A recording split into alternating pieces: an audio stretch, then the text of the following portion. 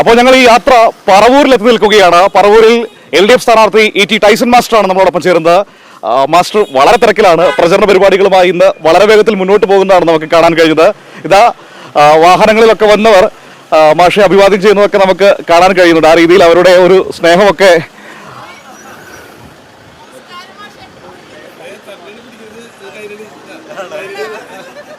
എങ്ങനെയുണ്ട് നിങ്ങളുടെ സ്ഥാനാർത്ഥി? ഞങ്ങളെ കയ്പമംഗലം സ്ഥാനാർത്ഥിയായിരുന്നു. MLA 10 കൊല്ലം തകർത്താണ് അവിടെ പോന്നിരിക്കണം. ഇവിടെ പ്രതിപക്ഷത്തിനെ തകർത്തിരിക്കും. പറവൂര് പിടിക്കും. നോണ തോൽക്കും, സത്യം ജയിക്കും. ഉറപ്പായിട്ടും ഞങ്ങളുടെ ടൈസൺ മാഷ വികസനം കൊണ്ടുവന്ന മാഷ കയ്പമംഗലത്ത് സത്യമായിട്ടും ജയിക്കും. കൊടുക്കും, ഞങ്ങൾ എടുക്കും, LDF എടുക്കും. LDF അല്ലാതെ മറ്റാര്? മറുഭാഗത്ത് പ്രതിപക്ഷ നേതാവാ സതീശേട്ടൻ പോകുന്നോന്നല്ലേ പറയണത്? തീർച്ചയായും പോകും.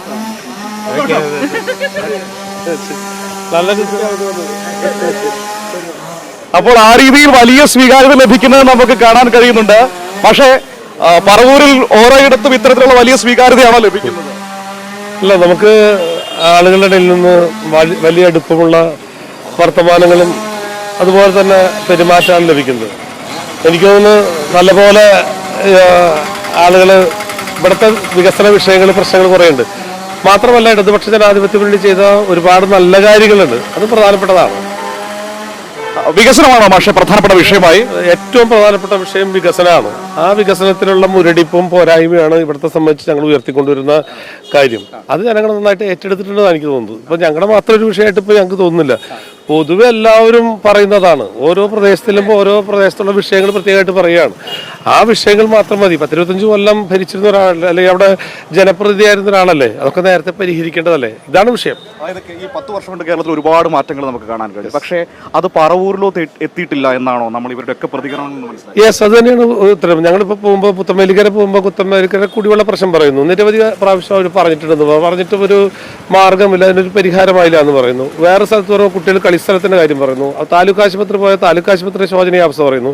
തൊട്ടപ്പുറത്ത് അവിടെ പറവൂർ കോടതിയുണ്ട്. കോടതിയുടെ വളരെ മോശപ്പെട്ട സ്ഥിതിയിൽ വരുന്നത്. അങ്ങനെ ഏത് സ്ഥലത്ത് വന്നാലും അവിടെയൊക്കെ വലിയ പ്രശ്നങ്ങളുണ്ട്. ആ പ്രശ്നങ്ങൾ നേരിട്ട് അഡ്രസ്സ് ചെയ്ത് കാര്യങ്ങൾ പരിഹരിക്കാൻ പ്രതിപക്ഷ നേതാവ് ശ്രമിക്കേണ്ടതല്ലേ. അത് ചെയ്തില്ല എന്നുള്ളതാണ്. അതാണ് വികസനം തന്നെയാണ് ഞങ്ങളുടെ അജണ്ട. ഇപ്പൊ നമ്മൾ അവരോട് സംസാരിക്കുമ്പോൾ അവർ പറഞ്ഞൊരു കാര്യമുണ്ട്, വല്ലാതെ അസത്യ പ്രചരണങ്ങൾ ഒരുപാട് നടക്കുന്നുണ്ട്. അപ്പോൾ നുണ തോക്കും മാഷ് ജയിക്കുമെന്നാണ് അവർ പറയുന്നത്.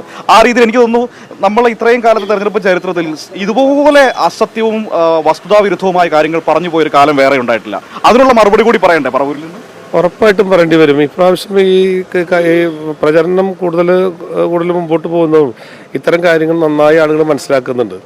അതുകൊണ്ട് തന്നെ അതും ഇദ്ദേഹത്തിനുള്ള മൈനസ് പോയിന്റ് ആവാനും വഴി അത് ഉറപ്പാണ്. ജനങ്ങൾ നന്നായി തിരിച്ചറിയുന്നുണ്ട്. ഓരോ കാര്യങ്ങളെക്കുറിച്ച് പറയുന്ന കാര്യങ്ങളൊക്കെ ആളുകൾ നന്നായിട്ട് റെഡി ചെയ്യുന്നുണ്ട്. അതൊക്കെ ഇടതുപക്ഷ ജനാധിപത്യ മുന്നണി വിജയിക്കാൻ ഇടയാകും തന്നെയാണ് ഞാൻ വിചാരിക്കുന്നത്. ഞാൻ ചോദിക്കട്ടെ, ഇപ്പോൾ 25 വർഷമായിട്ട് പ്രതിപക്ഷ നേതാവ് നിൽക്കുന്ന ഒരു മണ്ഡലമാണ്. സ്വാഭാവികമായിട്ടും അങ്ങനെ ഒരു സ്ഥലത്തേക്ക് മാഷെ മുന്നണിയും പാർട്ടിയും നിയോഗിക്കുമ്പോൾ ആദ്യം മനസ്സിൽ വന്ന ചിന്ത എന്തായിരുന്നു?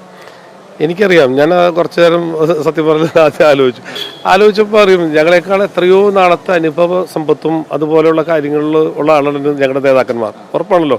ഇടതുപക്ഷ ജനാധിപത്യ മുന്നണിയും പാർട്ടിയും ഒക്കെ അക്കാര്യം തിരഞ്ഞെടുക്കുമ്പോൾ അതിന് വളരെ കൃത്യമായിട്ടുള്ള എന്തെങ്കിലും അവർ കണ്ടിരിക്കുമെന്ന് തന്നെയാണ് ഞാൻ വിചാരിക്കുന്നത്. അതുകൊണ്ട് ഒരു പ്രയാസവും എനിക്ക് ഉണ്ടായിരുന്നില്ല. നമ്മുടെ കയ്പമംഗലം മണ്ഡലം എന്ന് പറഞ്ഞിട്ടുണ്ടെങ്കിൽ എനിക്ക് അത്രയും ചേർത്ത് പിടിക്കാമെന്ന് നമ്മൾ പറയില്ലേ. എങ്ങനെ വെറുതെ പോസ്റ്റർ നോട്ടീസും ഇല്ലാതെ ജയിക്കാൻ പറ്റുന്ന സ്ഥലമാണ് നമ്മുടെ കയ്പമംഗലം എന്ന് പറയുന്നത്. ഇപ്പം 25 കൊല്ലമായിട്ടും ഇപ്പോഴും വലിയ പോസ്റ്റർ അടിക്കേണ്ടി വരുന്നില്ലേ, വലിയ പരസ്യം ചെയ്യേണ്ടി വരില്ല. എന്തിനാണ് പരസ്യം ചെയ്യേണ്ടി വരുന്നത്? 25 വർഷം ഒരാളുടെ ഒരു പ്രദേശത്തെ നേതാവായി ഒരു പ്രദേശത്തെ ജനപ്രതിനിധിയായ ആളുകൾക്കും വീണ്ടും ആരെക്കാളും കൂടുതൽ ചെയ്യേണ്ടി വരും. ഇവിടെ വന്ന് ഇങ്ങനെ പോസ്റ്റർ അടിച്ചിട്ടുണ്ടെങ്കിൽ അത്ഭുതമില്ല. ഞാൻ ആളുകളെ കുറച്ചും കൂടെ പരിചയപ്പെടുത്തേണ്ടി വരും. ഇപ്പോഴും പരിചയപ്പെടുത്തേണ്ടത് അത് കാണിക്കുന്ന ഒരു കാര്യമുണ്ട്.